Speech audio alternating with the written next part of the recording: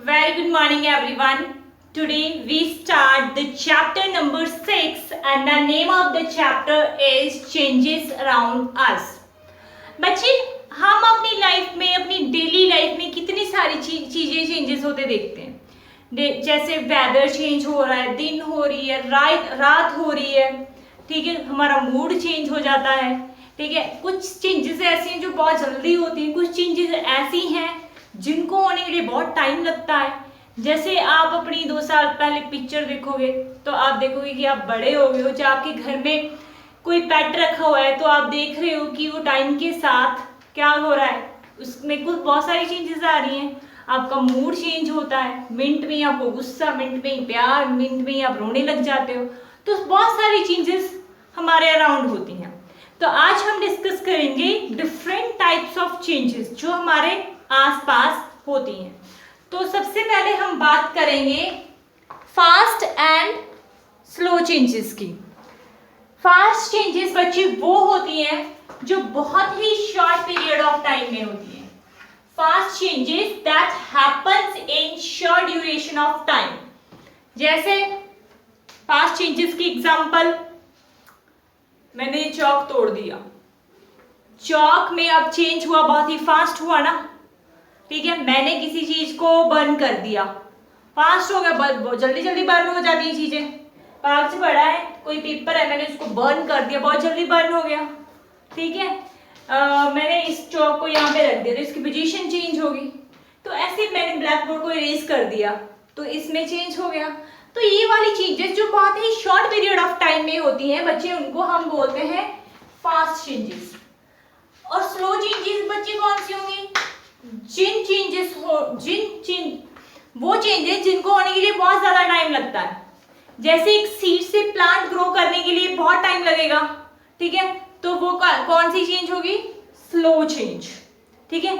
आपकी हाइट कितने टाइम में इंक्रीज होती है? कैसा चेंज है आपकी हाइट का इंक्रीज होना?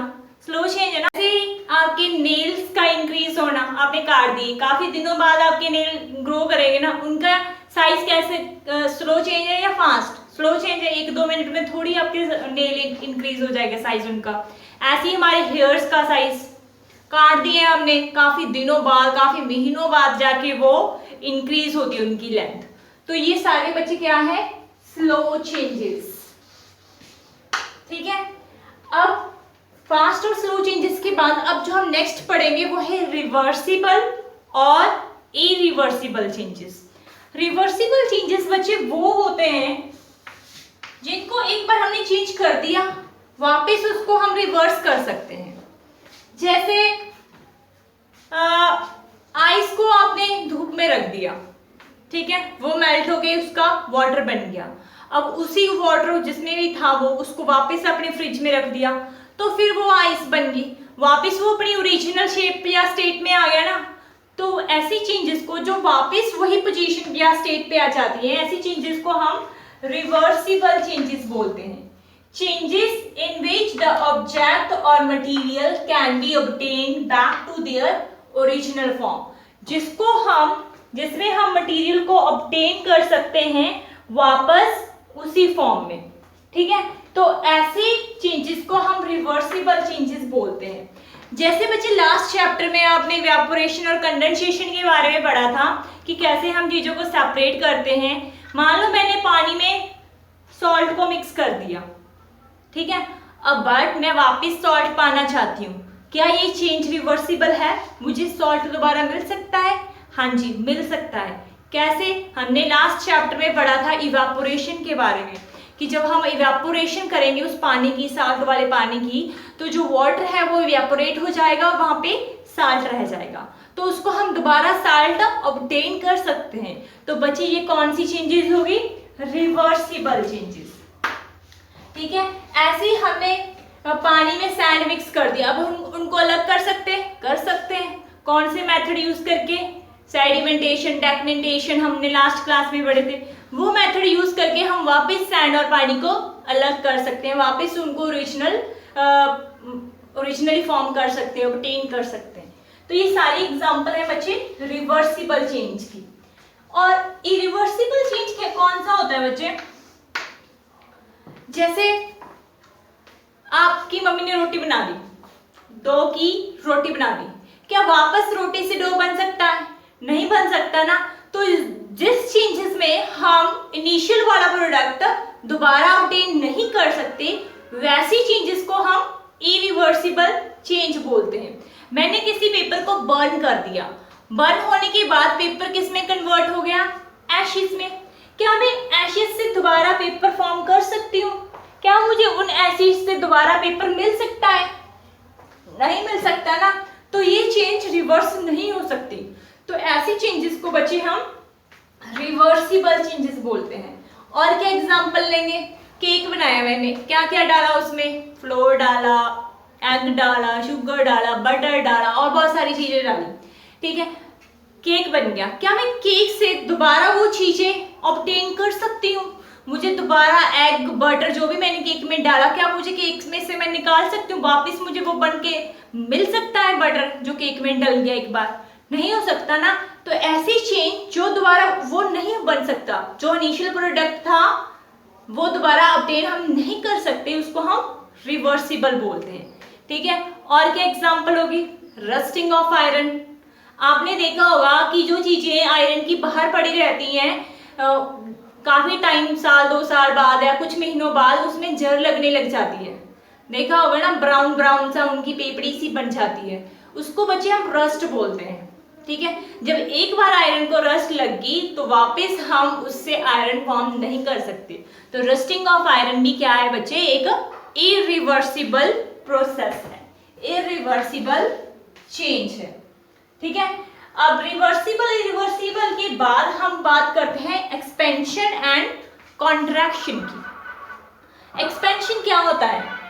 चीजों का साइज इंक्रीज करना, एक्सपैंड करना। कुछ साइज जब इंक्रीज होता है ना, उसको हम एक्सपेंशन बोलते हैं। आपकी बुक में एक एक्टिविटी दी गई है जिसमें कुछ ऐसी डायग्राम बनी हुई है,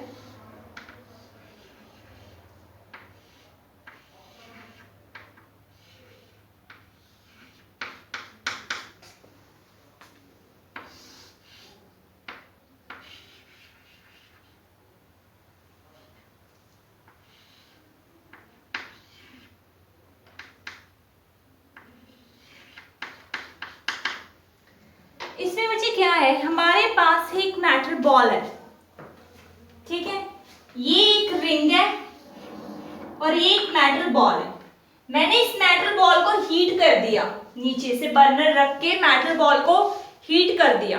पहले मैंने क्या किया था, ऐसे स्टैंड में से इस रिंग में से बॉल को पास कर दिया, ऐसे रिंग बनी हुई है उसमें, एंड ऐसे बॉल को नीचे कर दिया। नीचे करने के बाद मैंने उसको हीट कर दिया। जब मैंने उस मेटल बॉल को हीट किया तो जो मेटल बॉल है उसका साइज क्या हो गया? इंक्रीज हो गया। हीट करने से मेटल बॉल का जो साइज है वो इंक्रीज हो गया। अब मैं वापस इस रिंग में से मेटल बॉल को बाहर निकालना चाहती हूँ। मेटल बॉल यहाँ है ना रिंग में से, वापस इसको ऐसे बाहर निकालना चाहती हूँ, बट साइज इंक्रीज हो गया। ये तो वहां रिंग में आके फंस ही गया, ऊपर ही निकल ही नहीं रहा। क्यों? क्योंकि उसका साइज इंक्रीज हो गया।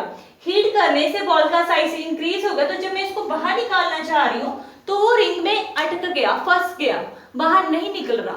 सेम साइज की होगी रिंग और बॉल, ठीक है। ऐसा क्यों हुआ? जैसे ही मैंने उस बॉल को हीट किया तो उसका साइज इंक्रीज हो गया, उसको कहेंगे हम कि उसका साइज एक्सपैंड हो गया। उसमें क्या हुई है? एक्सपेंशन। तो बच्चे एक्सपेंशन कौन सा प्रोसेस है? in which increasing size of the object due to heating। Expansion में क्या होता है? ऑब्जेक्ट का साइज इंक्रीज होता है हीट करने से, ठीक है। एक्सपेंशन लिक्विड में भी हो सकता है। लिक्विड में कैसे हो सकता है? मैंने कोई फ्लास्क ली है, ऐसी कोई भी फ्लास्क ले लो आप, ऐसी ले लो मान लो, ठीक है। मैंने यहाँ तक इसको पानी से भर दिया और नीचे फिर मैंने जब हीट किया मैंने इसको मार्क कर दिया कि पानी यहाँ तक है। जब मैंने उस फ्लास्क को हीट किया तो जो पानी का लेवल था वो इंक्रीज हो गया, पानी का लेवल इंक्रीज हो गया। इसका मतलब क्या है कि बच्चे हीट करने से लिक्विड्स में भी एक्सपेंशन होगी। जब हम हीट करेंगे तो लिक्विड में भी एक्सपेंशन होगी, तो उसका लेवल भी इंक्रीज हो गया। और गैसेस में भी एक्सपेंशन होती है हीट करने से। कैसे? इसकी भी एक्टिविटी आपकी बुक में गिवन है। मान लो ये एक बॉटल है, यहां पे मैंने एक गुब्बारा लगा दिया और इस कंटेनर को गर्म पानी से भर दिया। खाली बॉटल है, इस कंटेनर को गर्म पानी से भरा तो बॉटल क्या हो जाएगी? हॉट हो जाएगी। तो बॉटल के इनसाइड जो एयर है वो भी हॉट हो जाएगी। तो जब हॉट एयर बैलून के अंदर जाएगी तो बैलून क्या हो जाएगा बच्चे? एक्सपैंड हो। बैलून हमारा एक्सपैंड हो गया। इसका मतलब क्या है कि जो एयर है वो भी गर्म होने के बाद क्या करती है? एक्सपेंशन करती है, एक्सपैंड होती है। ठीक है बच्चे। और जो नेक्स्ट है वो है कॉन्ट्रैक्शन। कॉन्ट्रैक्शन का मतलब क्या है? साइज का डिक्रीज होना जब हम उसकी कूलिंग करते हैं। जब हम उसकी कूलिंग करेंगे तो साइज क्या हो जाएगा? डिक्रीज हो जाएगा। सेम यही वाली एग्जांपल में देखिए बच्चे, गर्म करने के बाद इसमें से पास नहीं हो रही, रिंग में से बॉल पास नहीं हो रही। मैंने क्या कर दिया? बॉल को कूल डाउन कर दिया, ठंडे पानी में डाल दिया। उसके बाद उसका साइज क्या हो जाएगा? डिक्रीज हो जाएगा, वो कॉन्ट्रैक्ट हो जाएगी और वापस वो रिंग में से इजीली पास हो जाएगी। तो इसको बच्चे बोलते हैं कॉन्ट्रैक्शन। ठीक है। कूल करने से जब साइज डिक्रीज होता है उसको बोलेंगे कॉन्ट्रैक्शन। जो रेलवे लाइंस होती है ना, रेलवे की पटरियां होती हैं, उनके आसपास कुछ खाली जगह छोड़ते हैं। पटरियों के आसपास कुछ खाली जगह छोड़ते हैं। ऐसा क्यों करते हैं? क्योंकि जब बहुत ज्यादा गर्मी होती है तो हीटिंग के कारण जो पटरियां हैं उनका साइज इंक्रीज हो जाता है। अगर वहां पे खाली जगह नहीं होगी तो वो अपनी पोजीशन से खिसक जाएंगी। ठीक है। उनको सही वर्क करने के लिए उनकी आसपास खाली जगह छोड़ी जाती है ताकि वो अगर हीट होने की वजह से, गर्म होने की वजह से एक्सपैंड भी हो जाए, तब भी हमारी जो पटड़ी, रेल की पटड़ी है, उसके ऊपर कोई फर्क ना पड़े। ठीक है। और कॉन्ट्रैक्शन की और क्या एग्जांपल लोगे? ये वाली भी ले सकते हो। एक और एग्जांपल बताई थी ना मैंने कि पानी को जब आप हीट करते हो तो कॉन्ट्रैक्शन में क्या होगा? जब पानी, मान लो इस फ्लास्क में वाटर है, यहां था नॉर्मल पे, मैंने इसको कूल किया तो आप देखोगे कि वाटर का लेवल कम हो गया। मींस वाटर क्या हो गया? कॉन्ट्रैक्ट हो गया वाटर का साइज। ठीक है। तो उसका लेवल कम हो गया तो वाटर में भी कॉन्ट्रैक्शन होती है। ठीक है। उसके बाद एयर में कॉन्ट्रैक्शन कैसे होती है? एयर में कॉन्ट्रैक्शन कैसे होगी? जो एयर वेपर्स होते हैं जब वो कूल डाउन के बाद एक दूसरे के पास आते हैं ना, तो उनका साइज क्या हो जाता है? डिक्रीज हो जाता है। तो एयर में भी कॉन्ट्रैक्शन होती है। नेक्स्ट है बच्चे, अब चेंजेस के कारण किसी चीज की स्टेट भी चेंज हो सकती है। ठीक है। कैसे होगी स्टेट चेंज?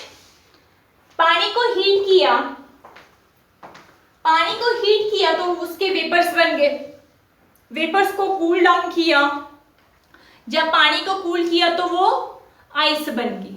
तो वाटर से वो गैस में कन्वर्ट हो गया जैसे ही हमने उसको हीट किया। वाटर को जब कूल किया तो किस में कन्वर्ट हो गया? आइस में, सॉलिड फॉर्म में कन्वर्ट हो गया। तो ऐसे बच्चे चेंजेस में स्टेट भी चेंज हो सकती है। ठीक है बच्चे। नेक्स्ट है फिजिकल चेंजेस। फिजिकल चेंजेस बच्चे वो चेंज होते हैं जिसमें कोई न्यू सब्सटेंस नहीं बनता। सिर्फ क्या चेंज होता है किसी चीज का? साइज चेंज होगा, शेप चेंज होगी या स्टेट चेंज होगी। कुछ न्यू नहीं बनेगा बट साइज चेंज हो सकता है, शेप चेंज हो सकती है, स्टेट चेंज हो सकती है। कैसे? चौक को मैंने तोड़ दिया, अब चौक के तोड़ने के बाद मेरे पास जो दो टुकड़े बचे हैं है तो वो चौक ही, बट उनका क्या हुआ?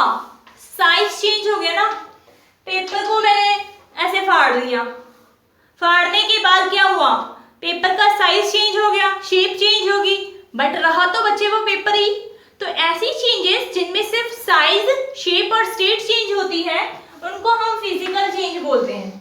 अब फिजिकल चेंज में स्टेट कैसे चेंज होगी?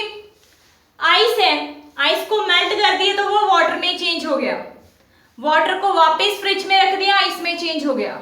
वाटर को हीट कर दिया तो वो गैस में चेंज हो गया, वेपर्स में चेंज हो गया। बट वो तीनों केसेस में है तो वाटर ही, बट कभी वो सॉलिड हो जाता है, कभी लिक्विड फॉर्म में आ जाता है, कभी वेपर फॉर्म में आ जाता है तो वाटर ही ना।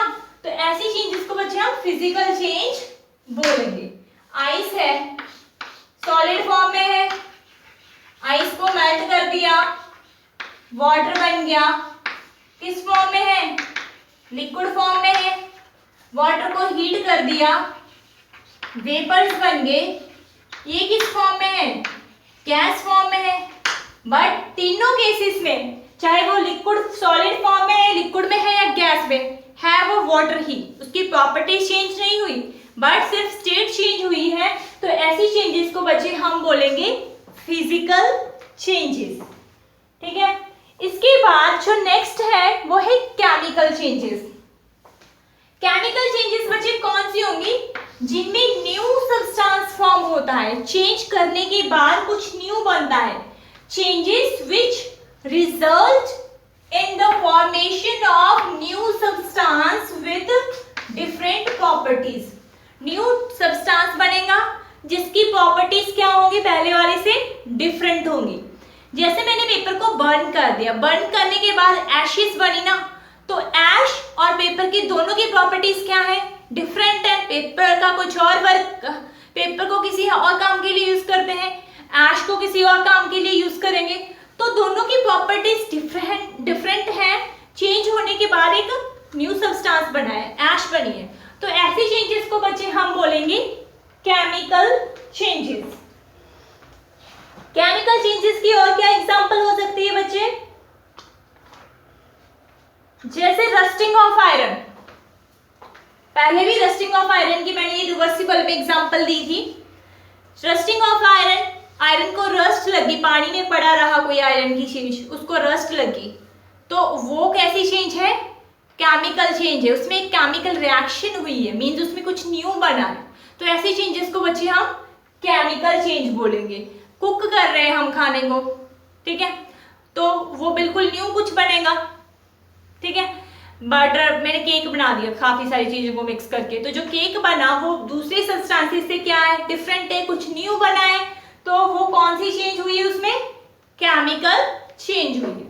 ठीक है, तो इस चैप्टर में बच्चे हमने डिफरेंट टाइप्स की चेंजेस पढ़ी हैं जो हमारे सराउंडिंग में होती हैं, कि slow, fast, reversible, irreversible, physical, expansion, contraction, chemical, ये सारी चेंजेस हम अपने आसपास देखते हैं। ठीक है बच्चे, तो इसी चैप्टर में बस इतना ही था। ये चैप्टर यहाँ पे फिनिश होता है। और अब आपका क्या काम है? जितनी भी चेंजेस हमने पढ़ी हैं उन चेंजेस की दो एग्जांपल्स लिखनी है आपने अपनी तरफ से। ठीक है, स्लो चेंज कौन सी है? 2 एग्जांपल, फास्ट की, रिवर्सिबल की, एक्सपेंशन की, कॉन्ट्रैक्शन की, फिजिकल और केमिकल चेंज, सबकी 2 एग्जांपल्स लिखनी है आपने। ठीक है बच्चे, आपका ये चैप्टर यहीं पे फिनिश होता है। थैंक यू बच्चे, have a nice day, take care.